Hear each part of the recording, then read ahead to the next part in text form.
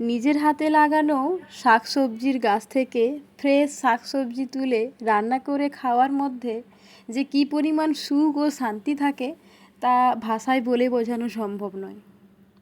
এখন আমার বাগানে কোনো সবজির গাছ নেই ঠিকই, তবে আমি 3-4 রকমের শাক লাগিয়ে রেখেছি, যাতে করে যখনই শাক খেতে ইচ্ছে করবে তখনই কোনো না কোনো একটা শাক খেতে পারি।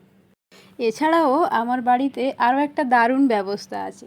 সেটা হলো, যদি কারো ফ্রেশ কাঁচা লঙ্কা খাওয়ার ইচ্ছে করে অথচ আবার ঘরের বাইরেও যাওয়ার ইচ্ছে নেই, তাহলে ঘরের মধ্যে থেকে জানলা দিয়ে হাত বাড়িয়ে এভাবে লঙ্কা তুলে খেতে পারবেন। আচ্ছা, আপনার বাড়িতেও কি এমন ব্যবস্থা রয়েছে? আমাকে কমেন্ট করে জানাতে ভুলবেন না কিন্তু। তো যাই হোক, আজকের দিনটা ছিল রবিবার। সকালবেলা টিউশন পড়ানো এবং আরও কিছু কাজকর্ম ছিল, সেগুলো সেরে আমরা দুজন চলে এসেছি রান্না করতে।